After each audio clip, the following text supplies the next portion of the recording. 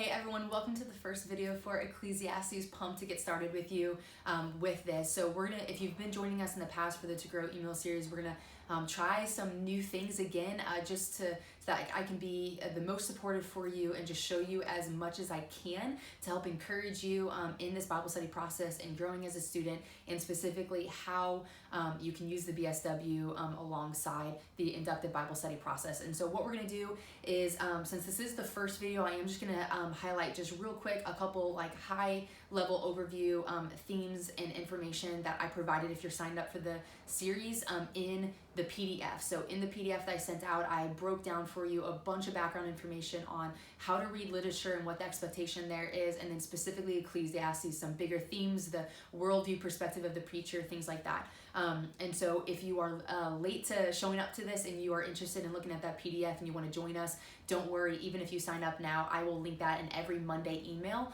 for this study, so that way you can still get that information. So what we're gonna do is I'm gonna, here in a second, get up here another video on the screen, basically just generally showing you how I might observe a text, observe this text on a loose leaf sheet of paper. Then I also have my observations here in front of me, so I'm just gonna walk you, like kind of talk out loud my thought process behind my observations as I'm kind of showing you in another image what that actually looks like.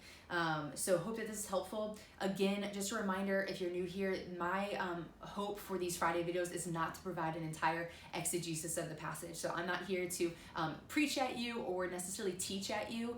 And I'm just inviting you into my process of observation, interpretation, and getting towards application and stuff. So I'm just basically gonna open up and invite you into my thought process. So here we go.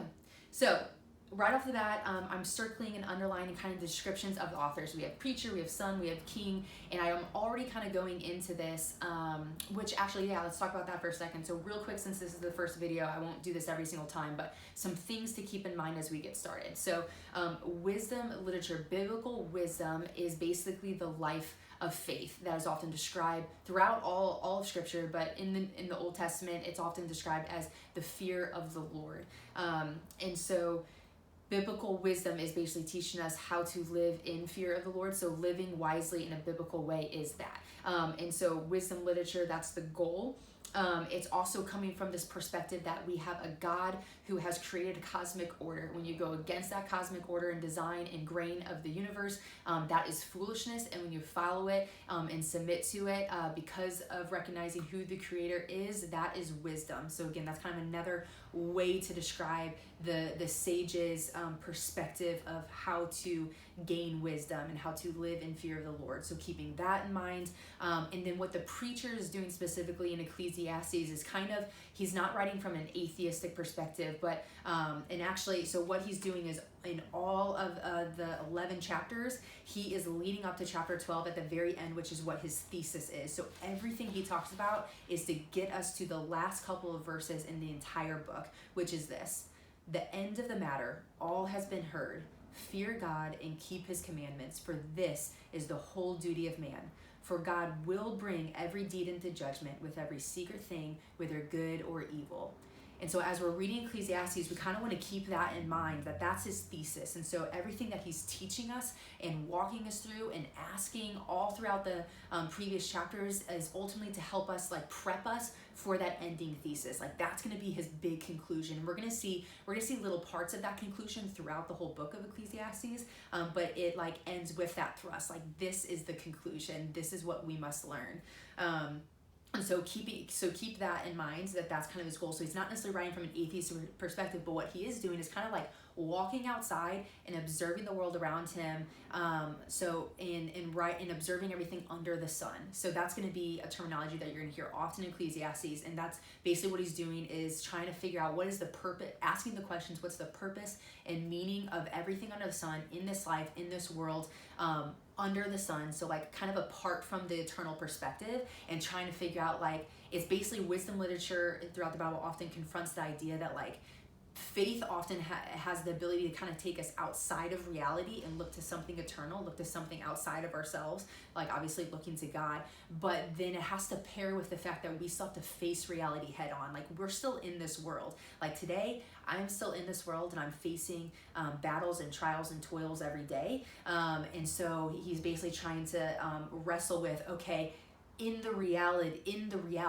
this world, under the sun, what is the purpose and meaning of life? Like, how do we reconcile the things that we see? And so he's going to talk about things like injustice and death and all those types of things. And so Ecclesiastes often comes across like morbid and sorrowful, but it gives us a language to wrestle with the realities that we face every day. And ultimately, it whets our appetite for something deeper, which is Jesus. And so it is in everything that it's going to walk us through that we might feel like we're kind of grudging through a little bit.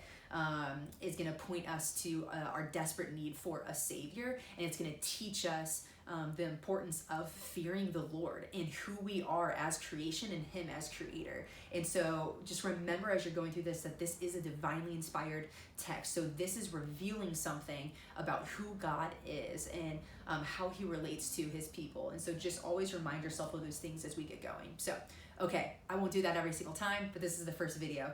A lot of that information is in that PDF. So take a look at it, sign up if you're interested in learning more.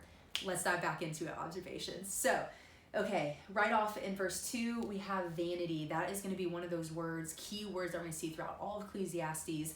And so I might be coming into Ecclesiastes with a preconceived understanding of what vanity means. And so I want to make sure, since that is a key term, that I actually understand what vanity means. Because I do know that there are a couple different understandings of it. Some people think vanity means meaninglessness. Some people think it means a vapor. And so I'm going to do my research and interpretation process to figure out what the different commentators say, and then take what I know about wisdom literature and Ecclesiastes to try to figure out, okay, what is the most appropriate and most accurate. So I'm going to box that, make sure I go through it. I'm going to keep going with observations. I'm circling the word all here. All is vanity, and just kind of asking the question, what's included in all? Like, what are the boundaries set in place? And then I think he answers that in verse 4. So what does man gain by all the toil at which he toils under the sun? In verse 3, which he toils under the sun. And so all is vanity, meaning everything under the sun is vanity. So that's the boundary he has set in place. So he's not referencing God, who is above and outside time in this world, the creator of this world. So already in observation, I could make kind of that connection that under the sun kind of answers that all immediately. So I'm going to dive into that a little bit more in interpretation, but I can still observe that. I'm also noticing that there's a question here, which is going to be important because I know in Ecclesiastes that he's going to ask a lot of questions, and he might end up concluding some things, but there's probably going to be a lot of things unanswered in Ecclesiastes. I remember reading one commentary in preparation for Ecclesiastes, and it said that the wisdom in Ecclesiastes is often left at the questions asked and not the questions answered. So just something to think about. So I reword verse 3, a different question. I basically say the question is, what's the point of living a certain way or working hard? Okay, and then I'm going to keep going, and we're in poetry right now, and so poetry is often going to have a lot of imagery and a lot of bigger themes is what we're going to kind of look for. And so we're already kind of seeing that there is, right off the bat, there is 4 observations about the world, about something about creation that it's using to get across the point. And so I'm going to number those things. You have a generation, you have the sun rising and falling, you have the wind blowing, and you have the streams running through the sea. And then I underline the conclusion of each of those to try to see if there's a theme here going on. Is there similarities between these things? So one remains forever, one is kind of returning and doing something over and over again. The other one is doing the same thing, it just keeps returning.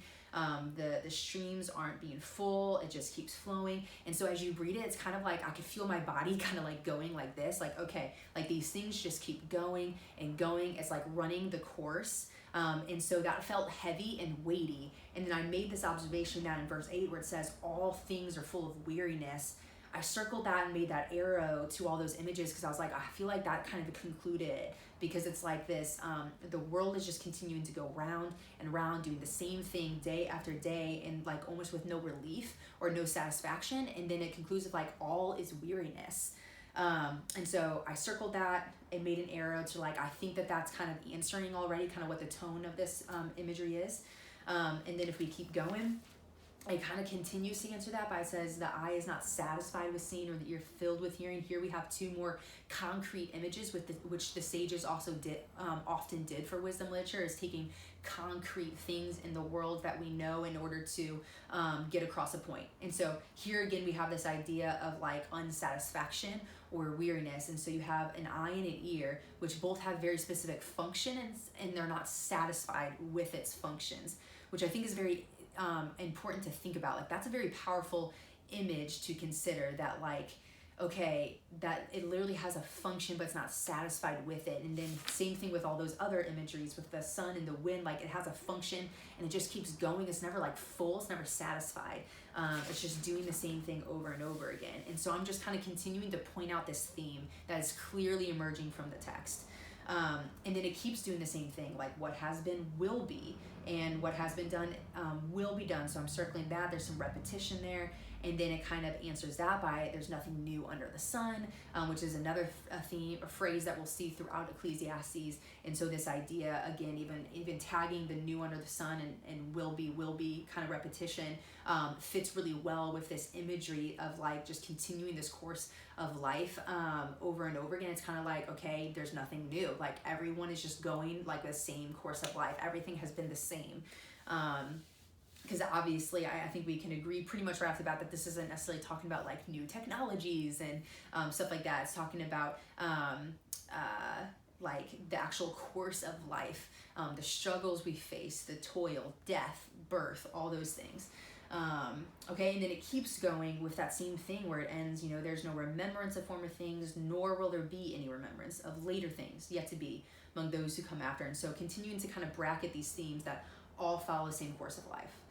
And so with poetry, with wisdom literature, you are going to often focus on imagery and themes. And so you want to be careful not to get too lost in the weeds here, because the way that, again, we're supposed to read those things, reading tips, is going to be the imagery, the themes, the broader, like asking the question, like, why is he choosing to use this imagery versus another imagery? So rather than getting too lost in the weeds and being like the sun rises and the sun goes down, and asking yourself, okay, like, did the sun rising and setting like mean a certain thing back then? Like, no, that's not like a bad question to ask, because like, who knows, maybe there was. But again, first thinking like, okay, the point of poetry and what sages often did was to take concrete images of the world that we're familiar with in order to get across a point. So we first, before we want to like get into the nitty gritty like that, we just want to ask, okay, what are the similarities here? What is the emphasis? And like, what's kind of the repetitive theme that he's getting across throughout this entire passage, which I think, as we talked,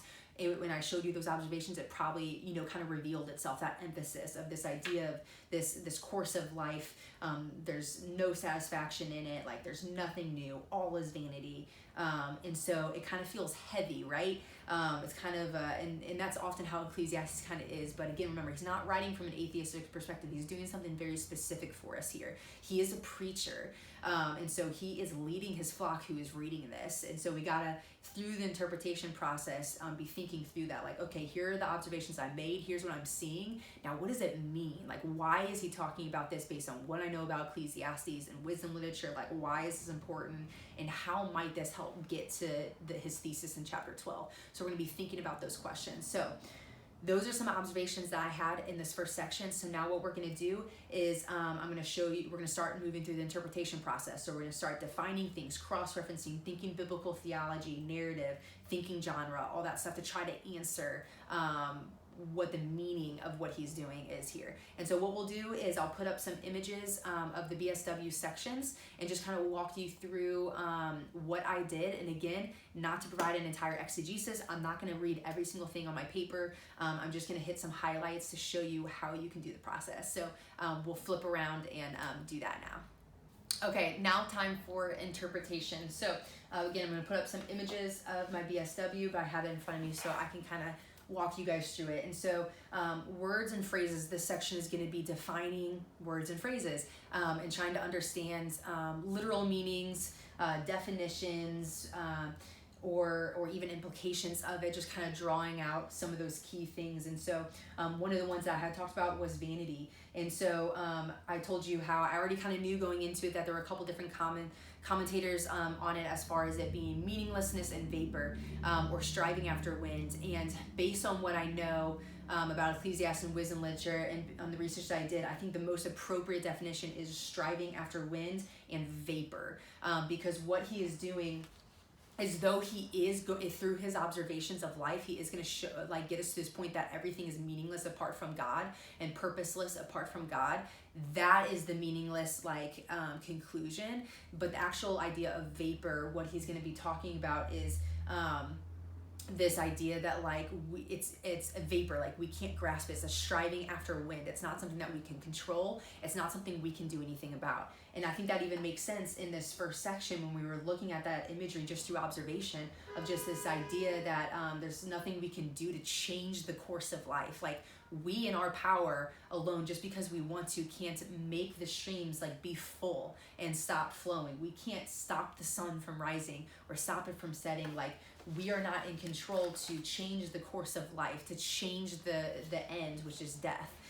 We can't do anything about it. So this idea of the more we try to change it and do something about it and find satisfaction and stuff, it's striving after wind.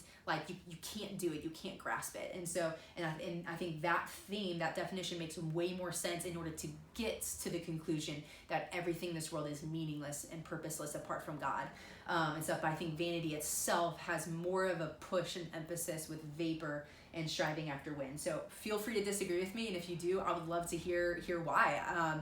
One of the things that we want to do, and what's great about if you're doing this with other people, is the dialogue about it. And so what we want to do is be able to defend our answer based on the text. So that's how I would kind of defend my interpretation of how I'm seeing it based off the wisdom literature, based off how he's talking about it. And so if you disagree, practice that. How can you articulate why, what you're seeing in the text that makes you think it would specifically mean meaninglessness? And I would love to hear. So put it in the comments.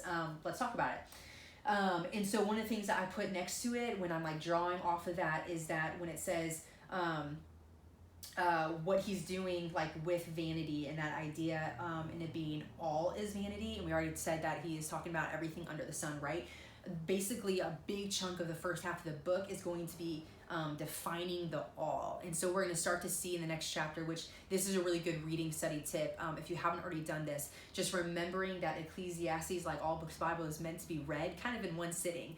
And so if you haven't yet, read Ecclesiastes in its entirety in one sitting, or listen to it being read. I think we timed it out and it's about 30 minutes to listen to, because that will help give you an idea of where we're going, because we already know the thesis in chapter 12, but how he's going to get us there is very helpful to know if you just read it in full. And so I know that what he's about to do is to start getting very detailed in his observations about life. So he's going to start talking about topics. He's going to talk about wealth. He's going to talk about sex. He's going to talk about possession, all these different things. And so he's going to start breaking down the observation about life. And so I'm making a note here that the whole book will detail the all that he starts off with here in this first chapter. Another thing that I had boxed is toil. And so what exactly is toil referring to? And based on the context and what I was reading, I put down that it's not just vocation, but just everything in life, this toil.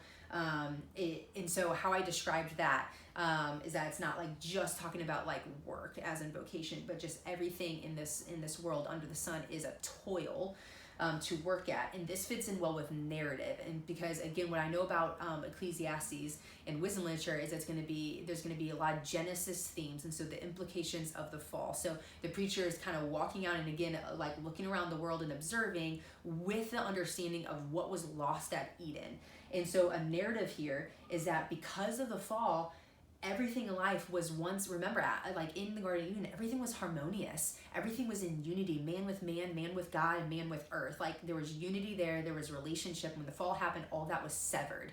And the curse that came upon the land, everything was toil. Everything would be upstream now. Everything would be hard work. It wouldn't come easy. It wouldn't be joyous because the fall, sin had separated us from God. And so because of the fall, the implication has been that everything is broken and everything is upstream. So therefore, everything in our world under the sun now is a toil. So when he's asking, what does man gain by all the toil, which he toils under the sun, he's kind of asking the question, so what's the point of all this hardness, of all this this work at relationships and actual work and just all the things. And so and then from there, this is a great example of like how, like, as you start going through the interpretation process, you can start connecting things from other parts of the text. And so from that conclusion, I had made this note that what we already talked about in observation, that each function does not find satisfaction in itself. And so it's kind of this idea that, like, okay, like, sin, the fall, just severed unity. Things are now hard to do your natural function. So like an example of man working the land, like that would now be toilsome, that would now be hard. So like what he was created to do would now be hard. And so this idea that like and then this idea of vapor, like we can't fix it. No matter how much we strive or grasp at it, like we can't control that. There's nothing we can do to fix what sin broke. Like we can't create that satisfaction in ourselves.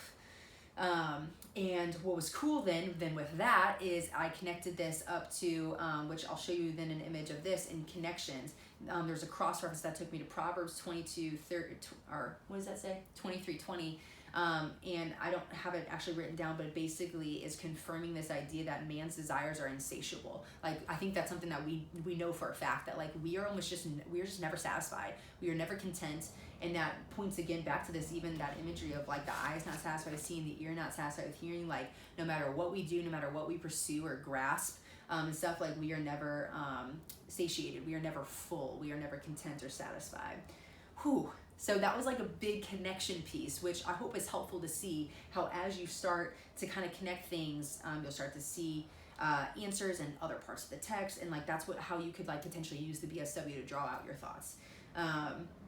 And so let's see what some other things to show you guys. The new aspect of like nothing new being under the sun. I put this under narrative and theology. So nothing new under the sun, meaning that this striving began at the fall and will continue on. So this is the reality of the world. So that's the kind of new that it's talking about. Again, it's pointing to this narrative and this theological concept of the implication of the fall. Once again, that because of the fall, like this is like the trajectory, like this is the way that the world is. And that points again to 10 and 11, how it's saying that there is no remembrance of former things, nor will there be, and stuff like that. So continuing on that theme. Okay, so some other things that we did here is I looked up some other cross references. So I'll put up connections here and show you this. Romans 8:19-21 reminds us that the creation groans for an uncovering that will come with Jesus's return.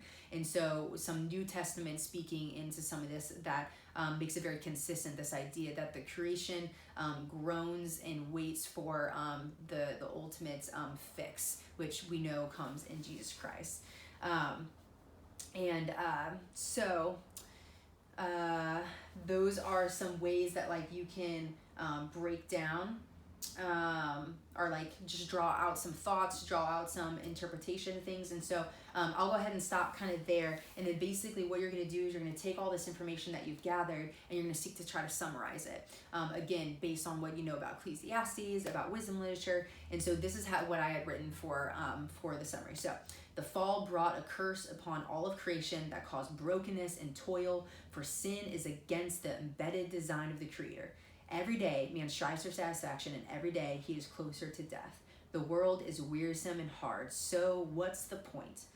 And then this is where we're going to bridge this gap to Jesus and how we know what we know about the gospel in the New Testament. Our hope is in eternity, that the mundane and daily things may have an eternal effect, and one day the groaning will be no more. And so when we're done like kind of making some of the interpretation, we always want to get to Jesus, right? So like, how does this foretell Christ? And that is because when we ask the question of, or when we make that conclusion of like, there's nothing we can do to fix what sin broke, then that begs the question, well, who can? And if we know that God is creator, he has created all these things, he's designed a cosmic order, and the preacher knows at this point in the Old Testament, they know the promise, that promised Messiah is coming, and that promised Savior is coming. So he's whetting our appetite for something deeper than the world, that we in ourselves cannot fix what sin is broken. And so it's starting to force us to look outside of ourselves to the God who has created us and who will ultimately send a Savior. And so that is where the hope comes into play with this first chapter, is that we already know that as we wrestle with the fact that like we do live in a world that is not designed the way that it was supposed to be, it is fallen, it's broken, and we did that, and we know that we have a hope in Jesus Christ, who God sent his son to buy us back by the blood of his son. And so praise him for that. And so obviously then you want to apply it. And so you want to ask yourself, are there things that you are trying to be satisfied in itself that this world offers or promises that we know will never deliver? Are we trying to grasp something or change the course of life? Have we wrestled with the reality that the course of life is the course of life, that death is upon us, that we are dying more and more every single day? And so have we wrestled with that? And then in applying those things, reminding yourself, of course, of like, okay, how do I speak truth into this, and how do I speak the gospel into this? So I hope that was helpful. That is the first week of Ecclesiastes, of how you can do some observation, interpretation, using the BSW, all the things. So hope that was helpful. Share some things that you've learned, things that, because obviously we barely scratched the surface. So share some things that you learned, maybe some application or some Jesus points that really brought you hope this week in the study. Drop in the comments. Would love to share. And I'll see you guys next week.